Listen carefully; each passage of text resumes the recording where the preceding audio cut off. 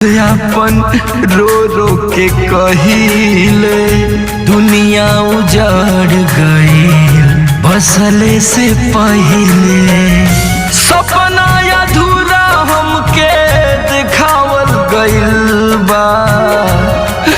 हम पागल नहीं हो पागल बनावल गईल बा। हम पागल नहीं हो पागल बनावल गईल बा।